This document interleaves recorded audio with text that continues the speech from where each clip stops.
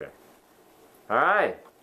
It's a little bit crooked, so it'll probably bother some of you who are like very symmetry oriented watching this at home. But we're going to vlog.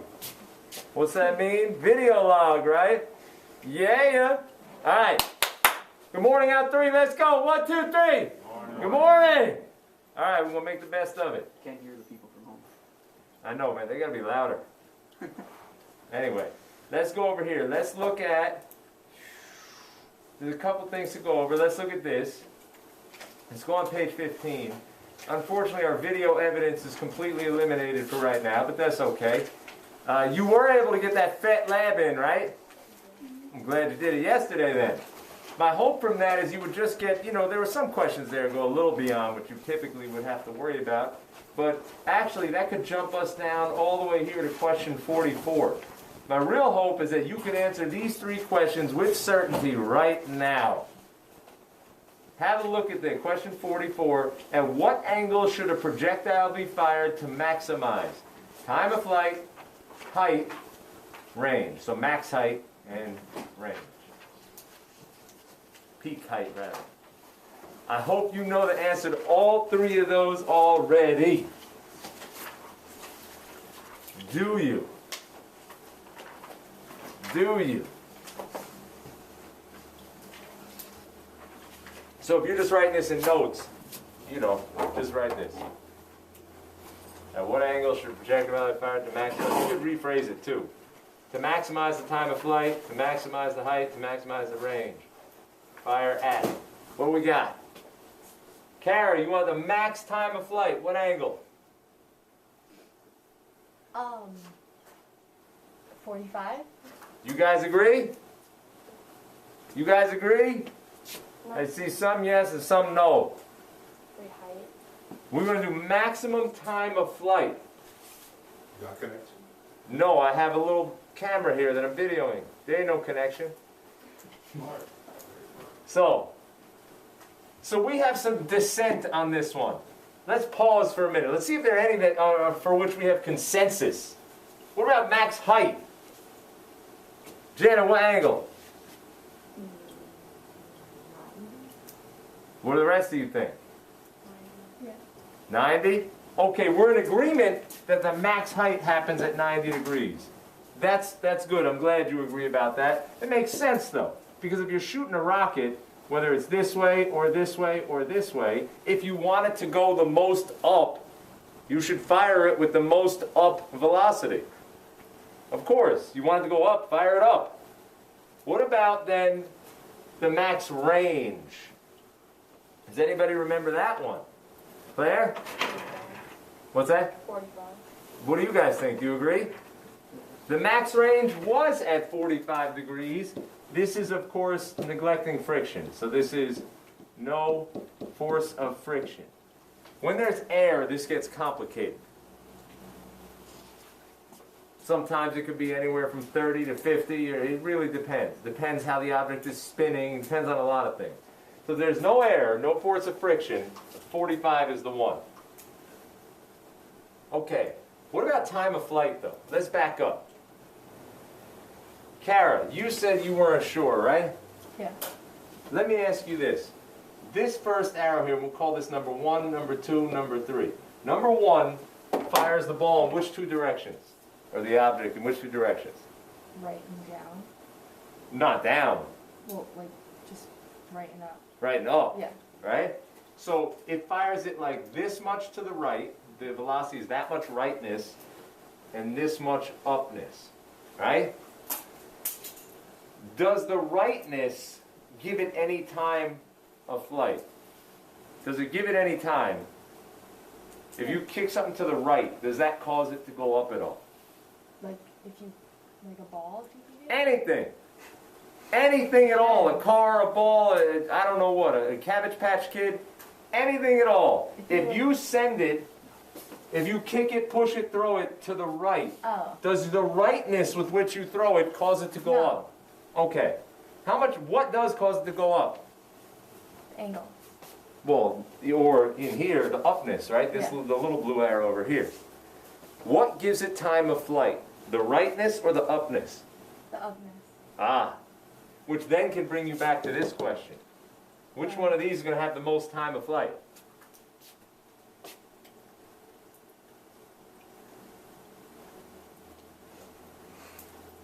You just told me the... You sure? Oh, 3.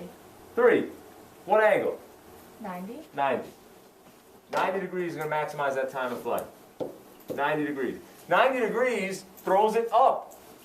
It is only gravity that pulls it back to the ground. So if you keep it on the ground, you can shoot it forward 1,000 miles per hour, but it's already on the ground. There's no time of flight. If you put it at an angle, if you remember from that app or that game, you know, number 1 looked something like this. Number 2 went real far, but number 3 went up the highest. And that going up the highest is what takes the time. The Y direction. You remember we even did it with the horizontal projectiles. What determined the time of flight was the starting height. It's all about the height when you're talking about time of flight. How high do you get it to go? So this was really the key takeaway.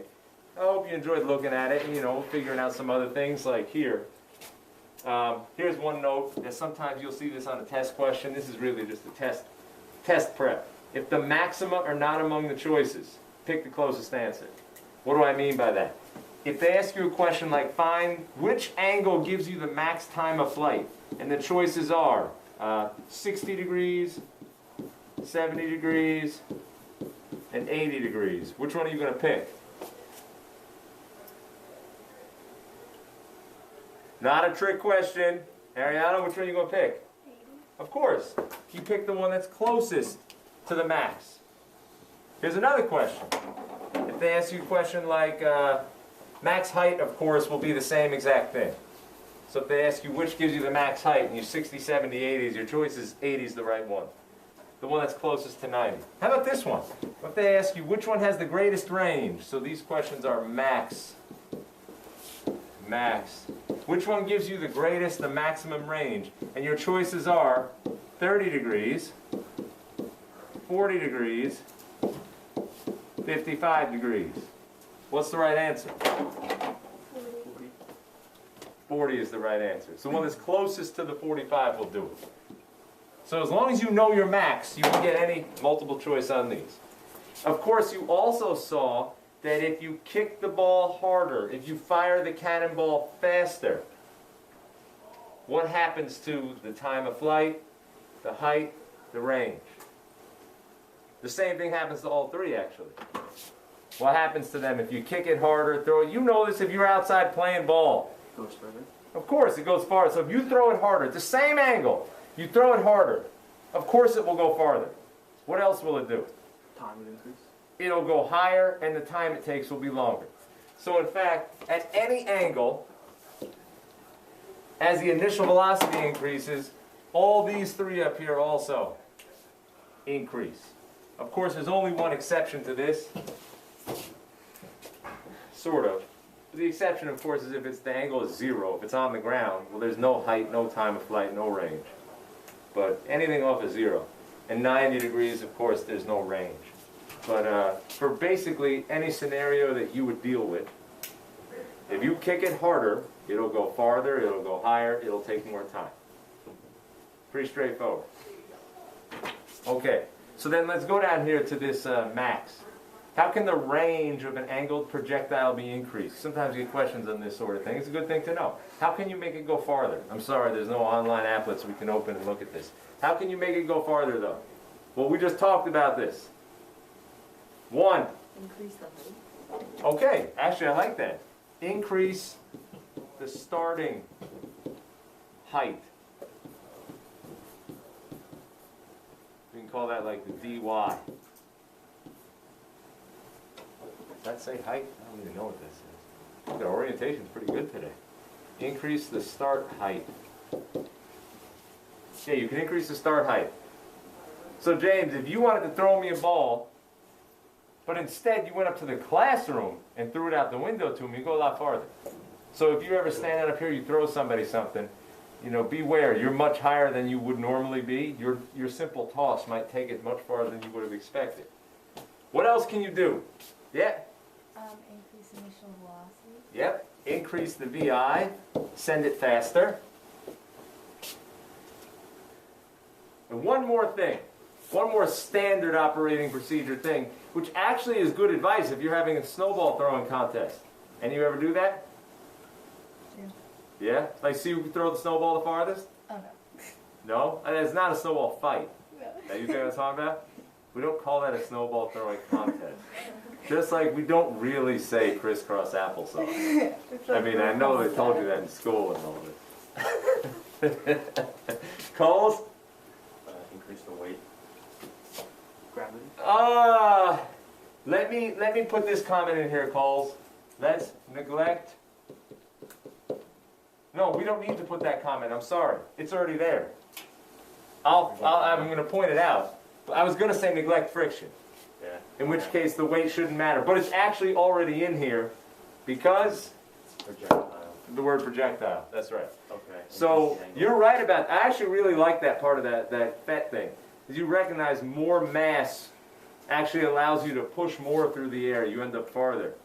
And more diameter, depending on what it is, tends to take you the other way. Yeah? Can I change my answer? Go. Make the angle 45 degrees. There you go. Get the angle as close to 45 degrees as possible. That you can use for a snowball throwing contest.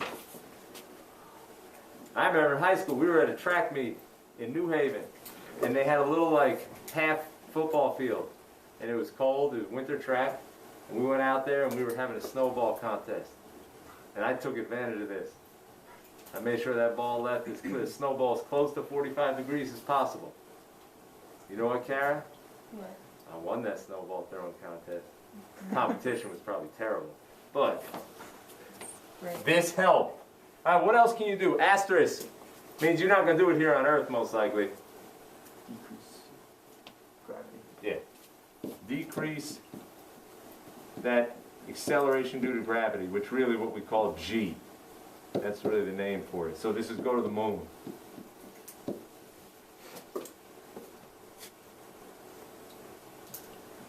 All right, how can you increase the time of flight? Mary Grace, hit us. Not too hard though. Go ahead. Increase the starting height. Yeah, same thing. Increase the start height. dy. Let's try this again. Maybe it'll work here. Second thing we can do. What do we buy here? Claire, go ahead. Yep, I'm going to line it up with this one. So we're going to get the angle as close to 90 degrees as possible. What else? Sea bass. Increase VI. Yep. Throw it faster, kick it harder. It's like that little t-shirt launcher at the games. And then finally, of course, same thing. We can decrease that acceleration due to gravity. We can go to the moon.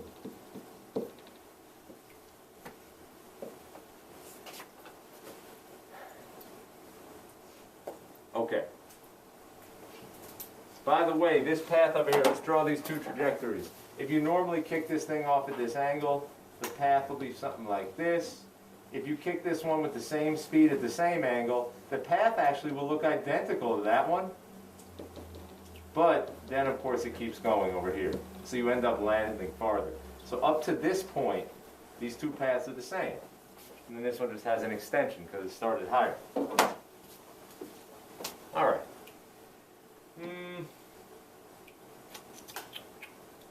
Good. I don't know how much we need to really talk about this business up here. Let's worry about the chart. We've been doing that plenty.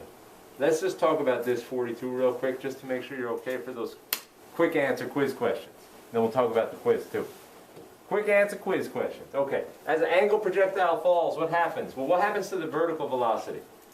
Now, an angled projectile, we need to remind ourselves, an angled projectile, for a standard angled projectile that we're studying, ground at an angle above the horizontal follows a path something like this. Realize that is not the only angled projectile. In fact, maybe I'll put some H problems for you. You can have other sorts of angled projectiles like off of cliffs. You can have one like this. Heck, you can even angle one down off a cliff. The math still works, just pay attention to your positive and negatives. No big deal. Pay attention to your dy and then whether you were in positive or negative y direction. So the math is exactly the same. All right, anyway, this is our standard though. This is the one I want you to think about as we're doing these. What happens to the vertical velocity? Seabass, you again. Increases in the negative. Over the whole thing? No, it just says it's falling. Well, actually, falls is short for free fall, which actually covers the entire trajectory. So I know normal, everyday English fall is down. In here, fall can be up too, because it's actually referring to free fall. So what do you think, Seabass? You going to keep your answer as increases in the negative? Just decreases. What's that? Does it just decrease? I would now put both of your answers together. At first, it decreases, right? Then, once it hits the peak, it starts to increase in the negative. So it decreases to the peak, comma, then increases in the negative or the downward direction. I'll put in the negative, really downward is better. And why? Why does velocity change like that? You always explain changes in velocity with acceleration. So, James, Acceleration is constant. which way? Onward. There it is. Really, the key is the acceleration is down. The acceleration equals 9.81 meter per second squared. Down. That's why. It's accelerating downward, which is why the velocity is changing downward. Carol, go ahead. Do we need to know any graphs for tomorrow? No. Okay, so but this, we need to know. This, I'm going to talk about this in a minute. We're teaching the content that we would teach today, but you already know everything you need to know for tomorrow. However, on here, though I'm not going to give you a simple what happens to the horizontal velocity, I could ask you, here's its velocity, what's its horizontal velocity 2 seconds later? You should know the answer because we're going to talk about it right here, and we've talked about it before. What happens to the horizontal velocity? Remain the same. Yeah, this stays the same, remain the same, constant. So if I tell you in the beginning the car has a horizontal velocity of 20 meters per second, what's its horizontal velocity at the end? 20. Right, now you can get that with the word problems with Yeah. doing the math, but it's, like I said, it's much quicker, just know it. Why? What's the reason? No change in velocity is explained by acceleration as well. What's the acceleration in the x direction? 0. 0. Done. What happens to the overall? This doesn't say horizontal or vertical. Coles, don't ask me tomorrow. Hey, which one is this horizontal? Is it? Don't be. You know the answer. You know the answer. If it doesn't say it, it's the resultant. What happens to the resultant acceleration? Riley? It remains the same Yeah, it remains the same. Why? because acceleration is constant. No. Well, you said acceleration is constant because acceleration is constant. So then You're right. 9.81 is always 9.81 down. That's true. There's a why for it that I'm not putting on your test yet. You're not ready for it just yet, but we've talked about it plenty. How do you explain acceleration? You explain velocity changes with acceleration, or lack of change. You explain acceleration with? Gravity. What's that? Gravity. Sort of. That's a piece of it. Always you explain accelerations with? Jen, I think you do. There's no net force. Yeah, the net force. It's not there's no net force. That's wrong. If the acceleration were 0, then the net force is 0. If the acceleration is constant, then that's because the net force is constant. Now, Riley, you were correct. The actual explanation of why the net force is constant is because Fg, the force of gravity in the y direction, remains the same. There's no force in the x and the y, it's constant. Last one, speed. Mary Grace, which speed are we talking about? Oh, you have a question about that? Could, if like we had to describe a given, could we click either of those? Like F net is constant. Yeah, I'm not going to make you, I'm definitely not this unit, I'm not going to make you explain a given. Later when we do forces, like I said, I'm going to explain the quiz in just a minute, but later when we do forces, you know, there could be questions where you have to explain a little bit, and they'll be more generic. Why is the acceleration 0? Because there's no net force. Why is the acceleration constant? Because the net force is constant. But you don't have to worry about that yet. Which speed is this? Result. Do you know what happens to it? But does it also decrease to the peak? It does. It decreases to the peak, then increases. Keep in mind this is speed now. Speed is a scalar, so we don't have to say in the negative, in the positive. Speed doesn't have a direction. And the reasoning for this one actually is twofold. Basically, the resultant speed is the square root of the x squared plus the y squared. And if you look at these two, this one remains the same, but this one decreases, then increases in the negative. And so the overall v follows that pattern. The vx doesn't change anything, it stays the same the whole time. The vy follows that. That one's a little bit of a stretch. It's more of a y problem, or h problem. Is the object in equilibrium in either direction? Yes or no? What do you think? Polls? In equilibrium in the x. And In the x. does it count as equilibrium at the peak for the y? 'Cause Oh. I'm glad you asked that question. I'm glad you asked that. Does it count as equilibrium when you get to the peak in the y? Does anyone know the answer to that question? Well, I think in order to answer that question first, so in the x, yes, and here's why. What does equilibrium mean? Let's fill that in right here. Equilibrium means a whole bunch of things. Why? You can stay through. There, I love it. Start with that. Can sleep through it. Now put the technical ones on it, which is the same thing as what?